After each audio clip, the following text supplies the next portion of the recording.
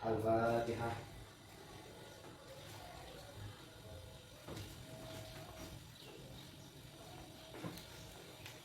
Selesai. Oke, apakah ini ada yang sudah masuk? Bapak dulu ya. Ya. Fahmi Idris, Hadir. Ruida, Hadir. Taufik Rahman, Hadir, Bu. Fikri Assalamualaikum. Izin, Bu. Kemana? Pergi. Sakit Bu. Sakit apa? Panas. Udah jangan lagi masuk ya. Sebelum kita masuk pembelajaran hari ini, Ibu akan mereview kembali materi pada minggu lalu. Oke, pembahasan minggu lalu tentang biru walidain. Ayo coba Ibu minta Taufik untuk mencontohkan bagaimana bentuk-bentuk biru walidain. Bentuk dari perilaku birrul walidain antara lain pertama mengikuti keinginan dan saran orang tua dalam berbagai aspek kehidupan. Yang kedua menghormati dan menyayangi orang tua, memberi rasa terima kasih dan kasih sayang. Oke, coba Fahmi. Ya. Bentuk birrul walidain itu Selain yang tadi dicontohkan sama Taufik ya. ya.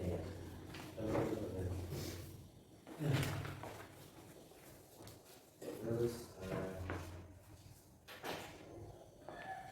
Ayo gimana? Contohnya. contoh apa? Contoh bentuk-bentuk biru walidain. Contohnya itu menghormati dan kasih sayang kepada orang tua. Terus, Terus mendoakan orang tua. lalu, Terus dilaksanakan ketika orang tua sudah meninggal dunia. betul. Baik ya, berarti sudah paham mengenai biru walidain itu. Masuk pada pembelajaran hari ini kita akan mempelajari tentang adab terhadap orang tua dan guru. Oke, tujuan pembelajaran kita tentang adab kepada orang tua dan guru itu ialah untuk bisa memahami dan menjelaskan tentang bagaimana adab yang baik terhadap orang tua dan guru, dan kita bisa mensimulasikannya. Bagaimana adab terhadap orang tua itu seperti apa? Jadi coba kalian buka buku halaman 58. Udah? Lalu Ya, jadi di dalam kitab suci Al-Quran itu seringkali ada beberapa ayat yang memerintahkan kita untuk kita itu berbakti kepada kedua orang tua. Seperti dalam surah Al-Isra ayat 23. Coba Fahmi kalau dibacakan surah Al-Isra ayat 23. Bismillahirrahmanirrahim. Rabbuka alla ta'budu illa iyyahu wa bil walidayni ihsana. Kuma yabluguna indaka al-kibara ahaduhuma aw kilahuma fala taqul lahuma uffin wa la tanharhuma wa qul lahuma qawlan karima. Nah, dari ayat yang sudah dibacakan tadi, di situ ada beberapa poin yang Allah ingin sampaikan kepada hambanya. Ada 3. Ayo coba dicatat.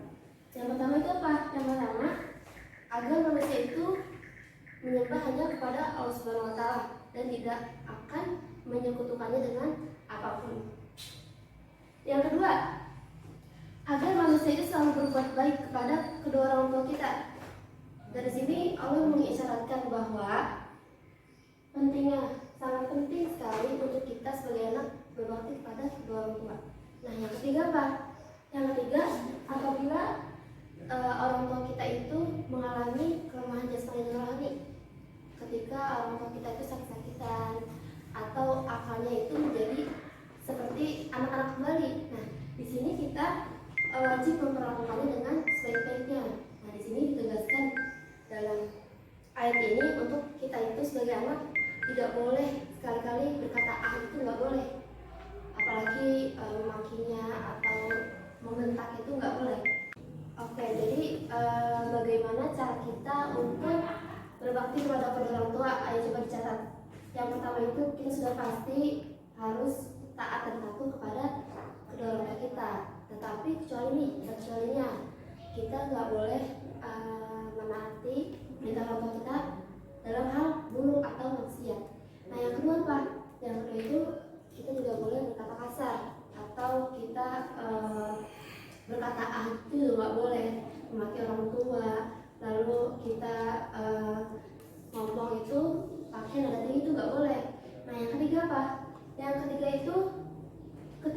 orang tua kita sudah di usia, udah sakit-sakitan, nah kita itu wajib sekali untuk merawat kedua orang tua kita secara baik-baik. Sebagaimana kita itu dirawat orang tua kita semasa kecil. Nah, yang keempat apa? Yang keempat, kita selalu berusaha untuk membuat bahagia kedua orang tua, dan kita itu menghindari hal-hal yang membuat atau menyusahkan hati orang tua kita. Nah, yang terakhir apa? Yang terakhir, kita dilarang untuk durhaka kepada kedua orang tua kita. Nah, lalu kita senantiasa memanjatkan doa untuk kedua orang tua kita, baik orang tua kita yang sudah masih hidup atau yang sudah wafat. Oke, lanjut ke adab terhadap guru. Yang menjadi orang tua kita selain orang yang melahirkan kita itu kan orang yang memberikan kita pengetahuan, baik dalam hal ilmu agama ataupun ilmu pengetahuan, yakni ya siapa? Guru. Nah, guru itu ialah pahlawan tanpa tanda jasa, karena gurulah sangat berarti bagi murid, masyarakat, dan bahkan untuk kemajuan bangsa dan negara. Karena gurulah yang sudah mengajarkan kita bagaimana cara membaca, karena gurulah yang sudah mengajarkan kita bagaimana cara menulis, berhitung, dan untuk kita menjadi presiden, menteri, polisi, dokter, atau kita yang lainnya itu karena guru. Iya. Tidak hanya itu, guru itu bukan sekedar tugas itu hanya mengajar, tapi untuk mendidik. Jadi seorang siswa itu bukan hanya untuk pintar aja, tapi menjadi anak yang baik, memiliki adab yang baik gitu. Nah, jadi oleh karena itu wajib seorang murid itu menjaga adab atau sopan santunnya kepada gurunya. Nah, di sini cara seorang murid menjaga adabnya kepada gurunya itu ada 3. Yang pertama apa? Ayo coba catat. Yang pertama itu menghormatinya. Nah, yang kedua itu mentaati segala perintahnya. Kita akan bahas satu-satu terlebih dahulu. Yang pertama itu menghormati.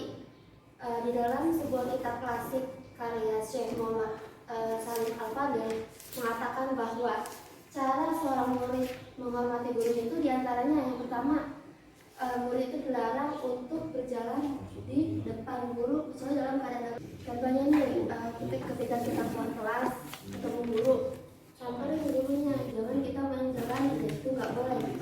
Kita tanya gurunya, kita cium tangannya, lalu kita izin, ini saya mau dulu mau ke toilet, itu boleh, karena dalam keadaan darurat. Nah, yang kedua apa?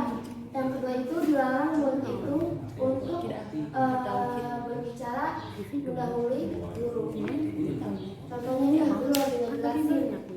Nah, jangan kita main ngomong aja, itu harus izin dulu sama gurunya. Kalau memang udah boleh, baru kita ngomong. Nah, yang ketiga apa?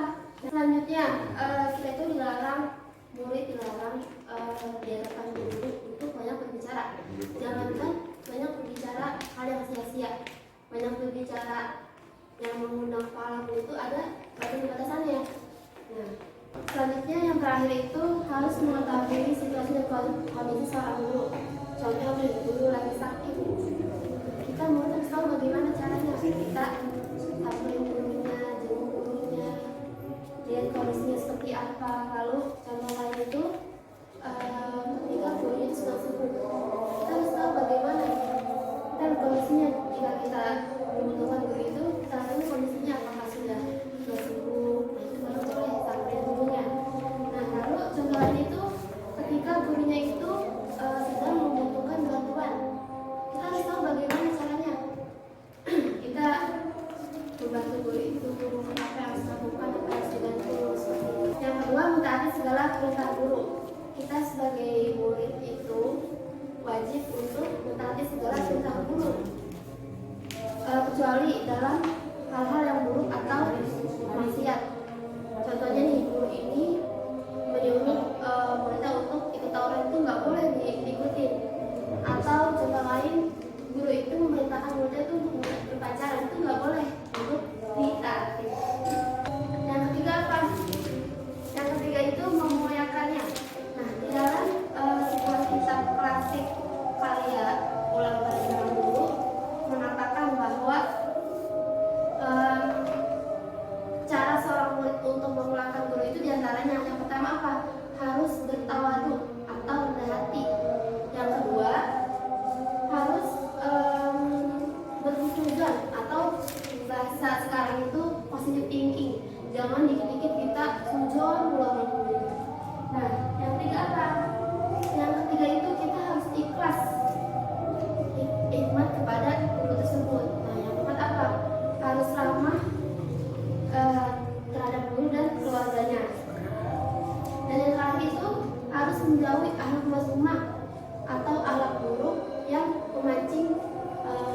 pujian dari guru tersebut.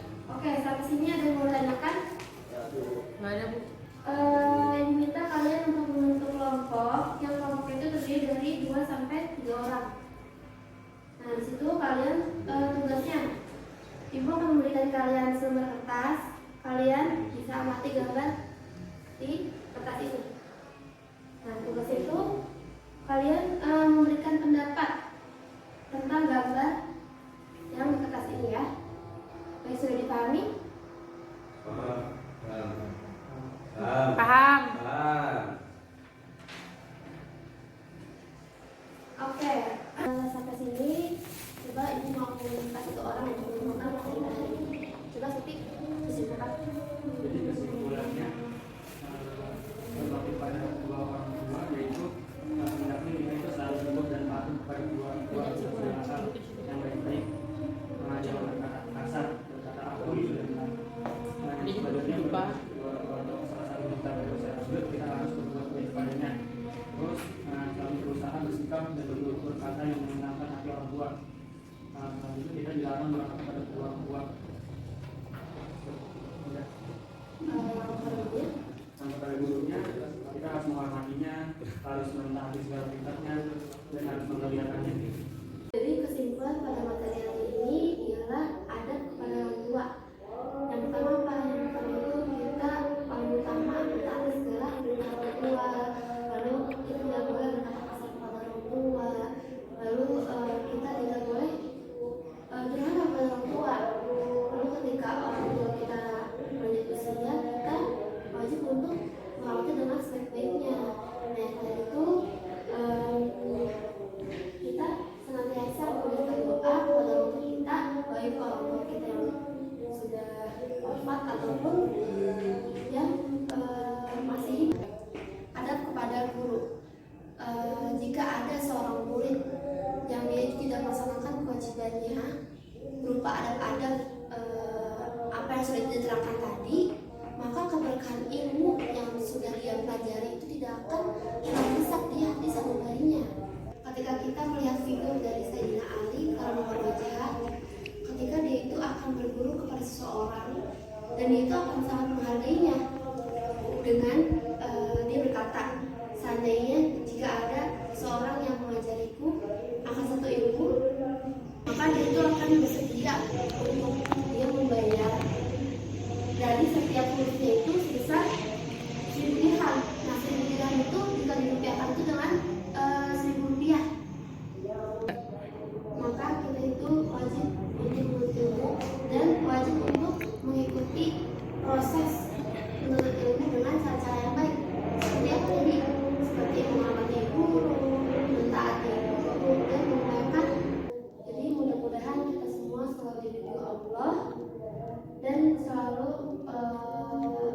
menghormati guru dan orang tua kita. Amin. Sampai sini pembelajaran hari ini. Semoga apa yang kita pelajari dapat bermanfaat bagi kita semua. Kita tutup pembelajaran hari ini dengan membaca hamdalah dan kafaratul majlis. Alhamdulillahirabbil alamin. La ilaha illa anta astaghfiruka wa atubu ilaik. Assalamualaikum warahmatullahi wabarakatuh. Waalaikumsalam warahmatullahi wabarakatuh.